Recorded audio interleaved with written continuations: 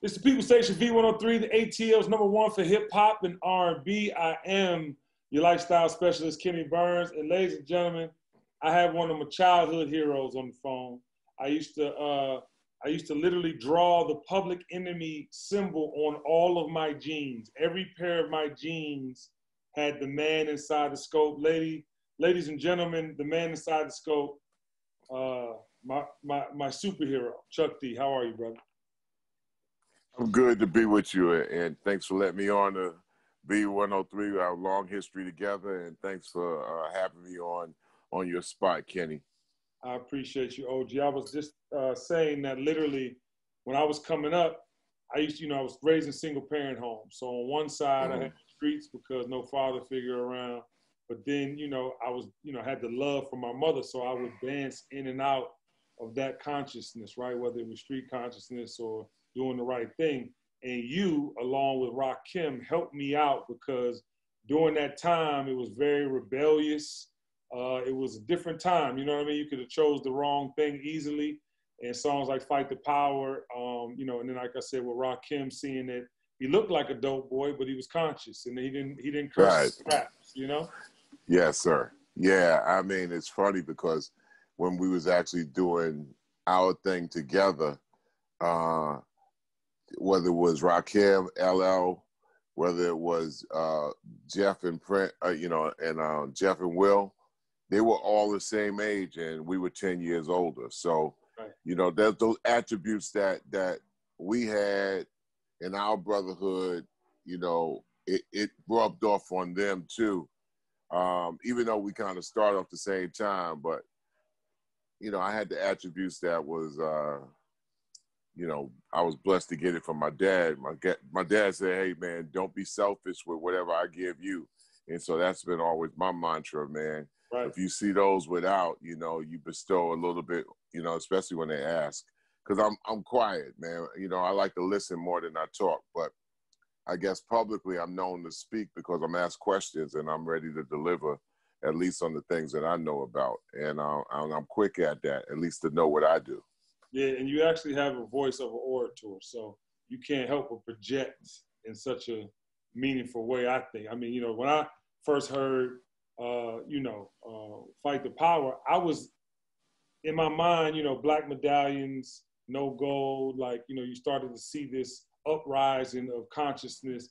But when I heard, like, Fear of a Black Planet and I saw Fight the Power, it was like, damn, like, the Scorpio in me is like, yeah, we got to fight the power. But then it was like more conscious, like, no, think, fight what you're being taught, learn things for yourself, so, knowledge of self, learn different things outside of, what is being taught to you in schools. And what was that? Was that your purpose back then with Fear of a Black Planet? Yeah, we come from that to already say we're already in a position that this is a black planet. And there's this white supremacist thought that we're lesser than or our lives don't matter. It doesn't mean we ever wanted to try to be better than. But if we're in a situation that says that we're not good enough or we don't matter, you got to answer to that. At the end of the day, Kenny, it's just like what Bob Marley would say: stand up, get up, stand up for your rights. And Bob Marley was all about peace and love, but you got to fight for that if things are coming against you. And fighting for that, takes many ways that you have to fight what many people can't see. What happened earlier this week with Breonna Taylor, it was like expect the expected. But Young Energy was tired of it. Young Energy has said, yo, man, we tired of looking at the list getting longer every day and nobody is even answering to it like that. So if their way was to march upon the locale and take down a symbol that continues to be derogatory, that older people kind of like turn the cheek to and kind of like, kind of don't recognize, then they say enough, man. And we got to respect that energy, man. And that's what the OG is supposed to do. Counsel, advise, direct even. But kind of like, if you feel that you got to be in their way, that's not advisable because energy is what makes things change. Right, no question. And I think about, like you said, the youth and how frustrated they seem and how ready to take action. The one thing that I was kind of concerned with is I saw a lot of like revolution conversation. Yeah. And I use my platform to tell people exactly what you just said. There's forms of revolution. There's ways you can kind of strike and attack in a way that, you know, is not with arms. But I've been hearing a lot of like rhetoric, just like people want to, and I'm saying you're not ready for that. You're not about that life. You don't want to be on the run your whole life. You don't want to like start something you can't finish. And then the pushback I've been getting from the youngest too is like, at the end of the day, like, what we got to lose? We could die anyway, and this, that, and the third. It's just, it's weird because you have people that are more thoughtful, that are trying to go about it in a thoughtful way, using voting, using things of that nature, and then you got other people that just want to turn up. I give them it to the language they understand. If they in the sports, I say, well, if you're a frustrated player and you got a coach and the coach is telling you basically this is what the play is, if your frustration kind of makes you like kind of have no game and get kicked off the team, you don't want that. The coach's job and the duty is to clarify and straighten out the frustrations. I think when it comes down to our pecking order and demographic as far as OGs and also young energy, I think what it is like who's going to have the mantelpiece in coaching this energy. And it's not going to be an individual thing. It has to be where everybody feels that, okay, all right, young energy, I think that's cool. I'm counseling you here because you reached out to me. Yes, you say war, but you don't want war because this is what war is. Right. You know, it takes somebody to seen something, to experience something, to be able to find that language to make young energy be able to say, okay, cool. All right, what's my alternative? And you can find ways. That's called engagement, Kenny. Right. And sometimes being on the digital front, it got a coldness. Even when we argue online, it doesn't have the warmth of when we face to face, because even when we debate face to face, there's love in that. But when there's online and you got intermediaries like gadgets, then this digital hate goes a long way and ain't really true. Right. So real life, you got real coaches that they would say, listen, I seen war. Or better yet, I seen and had conversations with so many people that was in real war. You know what real war is, Kenny? Real war, and I'm even talking to like bangers from back in the day when I used to explain to them. I saw a 26-mile line of people walking out of Syria. And they telling me, yo, Chuck, for real, man? Tell everybody around the way. I'm hip-hop heads from Syria, man, coming in, walking to Beirut. Right. Right? And they telling me, yo, man, Chuck, you don't want war, man. The seed you see on my shoulders, that's my surviving seed that we had to pick through smashed concrete for food, man. We had to walk to Beirut to get up out of it. You don't want war. You don't even understand. Y'all, it's nothing even talking and play with. So, you know, when cats talk that, you know, you have to come off with a language, say, this is the way to go about it, and not that way.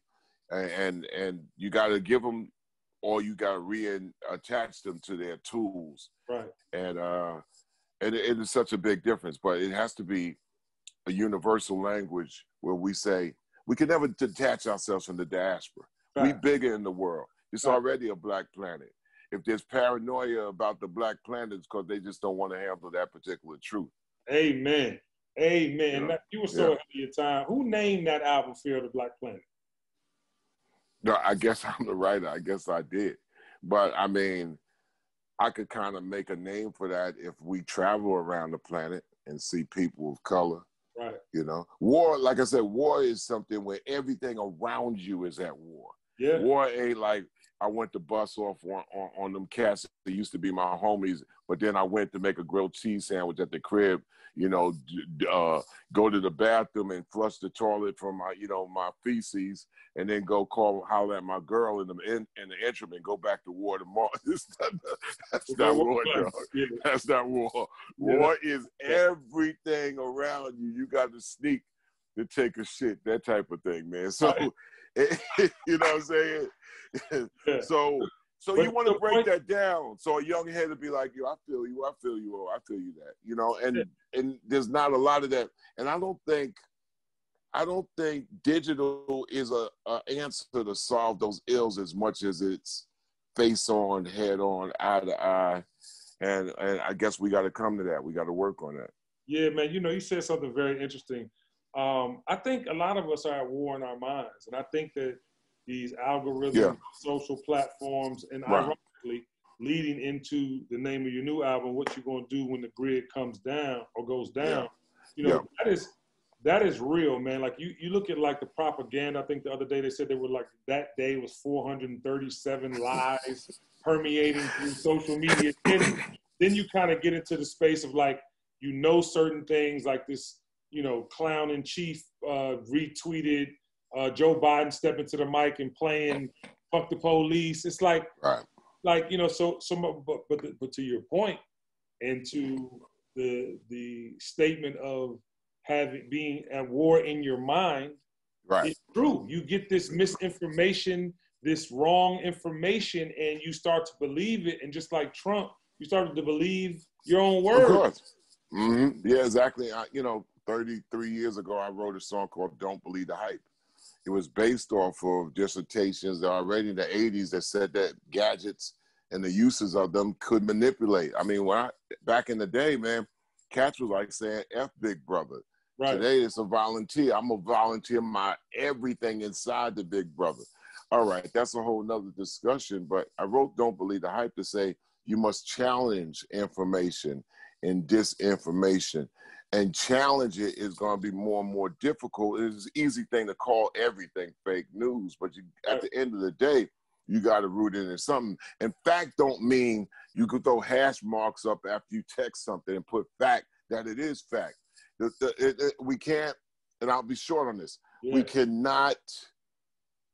cannot exclude or disrespect the work of scholars or scholarship. The reason I say that, Kenny, is because somebody embedded in scholarship is probably not trying to do it to shake to the lights. It's boring, and they got to read 60% of the time the shit they don't want to read.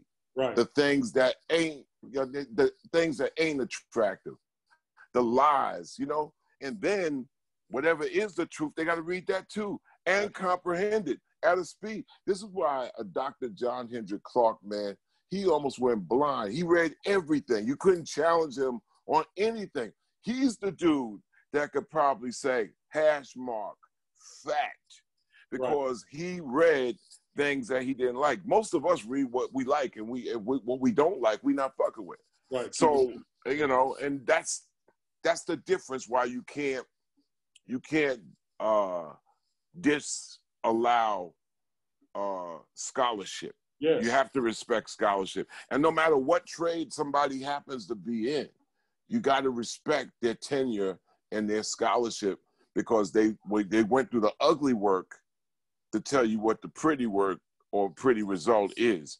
And that goes in education, that goes in politics. You got people out there who are born politicians. I mean, politicians that do the work. Do they have any excitement quota about them? No. Are they boring? Probably most of the time. They will probably admit to that. Does that mean we should vote for somebody who seems exciting? That doesn't mean anything, man. It's like you want somebody like, this dude is an accountant. He says hi. He says he's shy. He's boring. He does everything. Dots the I's, cross the T's, and goes. It's our job in the celebrity field to shine light on these people that toil, roll up their sleeves, do the ugly work, do the boring work. Exactly. You know what I'm saying?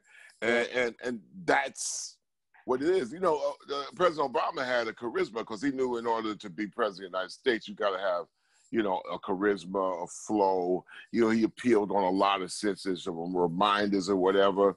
And a lot of people was, you know, they get in that discussion of, yo, man, but he was there. We went nowhere. No, when President Obama became president, I knew what it did individually, what I could do because, you know, I overstand. And I said, what it brought me was this. It brought me some time. No meaning that I could operate with time. And when that 4 years and the 8 years was down there, now I ran out of time. Now how can I get what I got to get to? It's easy for people to say, you know what, this goon at the top, I could deal with him because all of them are skull and bones and right, and Illuminati and all that. It's easy to say that because right, some people could figure out how to survive in the woods, you know, turning acorns into pancakes. But right, most of us cannot. right, And most of right, us will die if it's not kind of convenient. That doesn't mean that we want that to happen. right. So you want to be able to buy time. And from here to election voting, you know, there's no time for micro differences, really. It's simple as this. It's the simplicity of mathematics is He this, gotta man. go. This, Here's the obvious, bro. That side hates you, right, and this side you just happen to be on. All right? Now, you could pontificate maybe after November 3rd, where you're really going to see the hatred and fight no matter who gets in there. right. But this side hates you. Why does this side clearly hate you? Because they basically say your life doesn't matter At or your all. life is less than. So why? So that type of hate, and that's what that is, hate. That's hate. Isms, Yeah. racism, Classism, sexism, bigot. classism, Yeah, all bigot. that. Yeah. All that's rolling along with that program that basically says you don't matter. So how you going to figure out the mathematics that this dude who's at the top, you could figure out a way. Yeah, you could figure out a way individually. But as a cluster and a collective of As a us, people, not going to make it, man. Ain't don't ready. think- Can't handle it. Can't swim in that water, man. no question, man. You know what, Chuck? I love that we even flowed into this portion of the conversation because I think a lot of people needed to hear that. You're one of the most respected voices in our culture. But I love this title of this new album, What You Gonna Do When the Grid Goes Down. I tell my mentees all the time, I'm like, you gotta be able to function without Instagram. You have to be able to function in a way where people can connect with you, that you don't feel weird coming and pitching your product or yourself. You have to get into a flow that you can do it with a human, because it's easy to push these buttons. It's easy to make something glamorous and pretty, but it's harder to go do that in somebody's presence. So it's a hard introduction, Kenny, it especially is. with somebody who was born with it. See, It is. I was born without it, so therefore it came I was too, alongside. by the way. So therefore, so this is what I'm saying. When it came alongside of us, we saw it as a tool, as an asset to what we was already doing without it, so it could add to it. But we wasn't born under its shadow. You know, if you 0 to 10 and operate in that world, obviously that tool is going to be a toy because you're a child. Now, to break away from it being a toy into a tool, since we're 20 years into it, right, is something you got to be taught. You have to become net literate a little bit more. You have to know net etiquette. You've gone from citizen into netizen over the last 20 years. Netizen. We can easily say, man, listen, man, get off of that, boom, boom, boom. But we didn't grow up under it. So it's a weaning off. It's a teaching of. It's a higher level of learning to know that if you don't manage the gadget, it will master you. But we got that understanding, bro. But because we got that understanding, it doesn't mean it's going to be easy for somebody 19 or 18 or 26 to have that understanding, because they started off with these tools as toys because they were children starting off with it. So it's a harder thing to break. Yeah, so my sons are 19 and 16. And what we've taught them is their mental time. Like, you have to have time for your mind to, you know what I'm saying, relax. You're on this video game, you're on this social media. You have to give yourself a moment to relax your mind. Your mind, you know, I was telling my wife the other night, I go to sleep and I gotta literally give myself, I take calm magnesia before I go to sleep, just so I can kind of like, you know what I'm saying? And magnesium is great for you. Tune down. It helps me calm down. And I cut my phone off at least 30 minutes before I go to sleep because I'm processing all day. You know, like you just said, you're doing 135 interviews in 4 days. Like, so your mind is going. Your mind is the best computer, is the greatest computer of our knowledge of mankind. No question. The brain is the unbeatable computer that we only know a percentage on how it works. Facts. It works without us. It works while we subconsciously, it just does it. So to actually know that it's on motor how you shut that locomotive down. Facts. And you have to though, because what I'm learning is that the older I get, the more information I get. And the more information I get, I have to subsect it and compartmentalize certain things so that I'm using it, because having grown children, having, you know, millions of mentees, it seems like, including the people that follow you on social media, because you want to be thoughtful to everybody. Yes, sir. You have to process different, but that's why I want to get into what you're going to do when the grid goes down. Why did you decide to do that now? It's perfect, by the way, because the documentary Social Dilemma I just watched freaked me all the way out. Great hack. You know, we saw that with, you know, Cambridge and Analytica, but why that album? Why now? Perfect timing, by the way. Well, number one, using the album format or the music format, which to me is outdated by 20 years, but using the format to ask a question. Okay. So the whole use of the album is just to ask a question.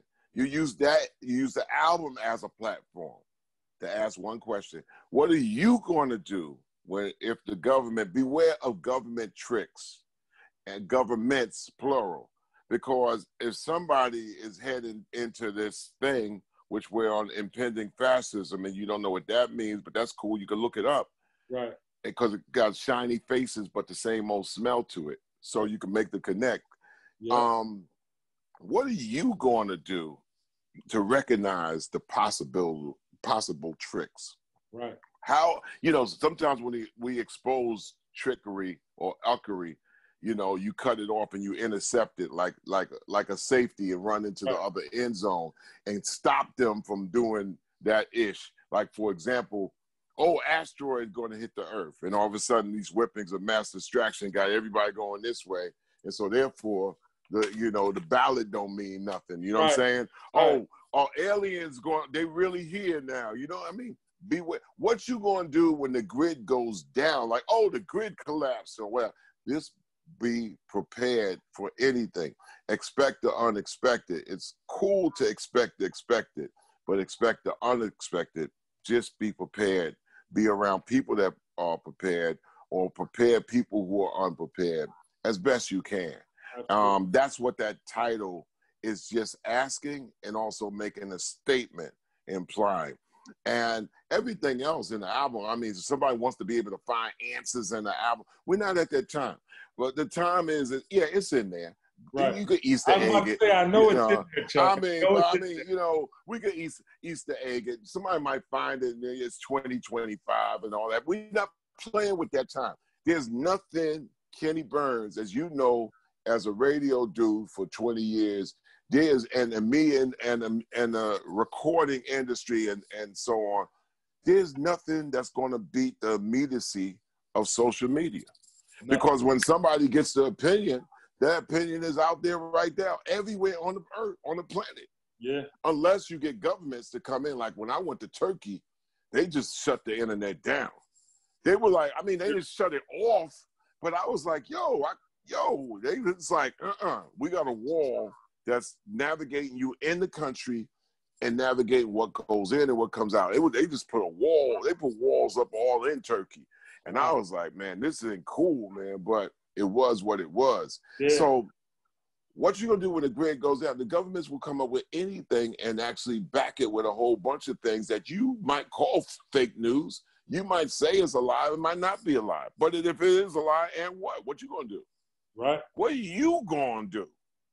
So it's cool and easy to be a talking head, but at the end of the day, you have to actually pull people in to kind of teach them to recognize the wilderness. Yeah, Chuck, I'm gonna go ahead and put it out here right now on the Kenny Burns Show. What you're gonna do when the grid goes down is also a call to action. It's about everything you just said, equipping yourself with the right information, sifting through the weapons of mass distraction I love that. I'm going to use that, Chuck. Take it and run with it. Take anything I got and run with it. That's the whole meaning of what we were supposed to be. Take everything we say, what you can use. you can even say it's bullshit, but as long as you are able to say that it's BS, that means you have the power to govern your own mind and thoughts and energy. That's right, man. You are a national treasure, brother. We are looking forward to what you're going to do when the grid goes down. And I just want to, you know, take this time to just give you your flowers, because I think that we go through life a lot of the times, go, go. And you don't get the time to, you know, the time to sit down with the people you actually admire in that time. You might see them, you might high five, hug on the way, hello, but to get an opportunity to sit with you and let you know, like, I literally was that kid from Washington, D.C., selling dope, got locked up at 18, and I needed to figure out another way. And your music was conscious. It was also tough. It wasn't like, it was nothing soft about it. You know, back then, light-skinned brothers had to be ultra hard because dark-skinned brothers wanted to fight all the time. So the point I'm trying to make, you were there for me at a vital period in my life. And now even seeing the new title of this album, man, it just continues to prove why you're a national treasure. So I appreciate you, and I really thank you for your offering. Well, I thank you. I'm humbled by it. Everything that comes my way, I divert it to the team and back into the universe. You know, I give thanks.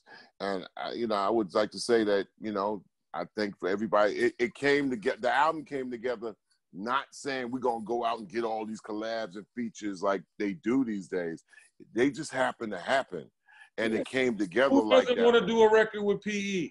Well, it just happened to happen, and it capped off when I reached out to our uncle, George Clinton, not just for the funk as a DCite, like you know, but for his philosophy, his funkosophy, his visionary. He's always been a visionary and a futurist. So to be able to have him usher in that conversation of what you gonna do when the grid goes down is always be ready. And George Clinton was always about, yo, be ready. You know, the funk could be upon us, that type of thing. So, you know, it's been a blessing, but it's simple things, simple terms. Just don't be a beach. You know what a beach is, Kenny Burns?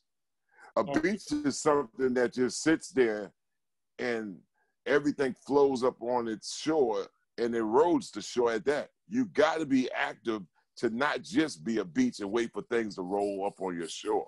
Like that. You know what I'm saying? You got to create waves, bro.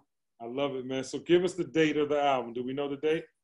Yeah, the date came out September 20th today. So, but the thing about this is also a key time where also Paris, Arrested Development, and Nappy Roots all released on the same day. So we're great to share this day with those great acts, and rap music can still, you know, reach out to, you know, to change and shift the world in a good way.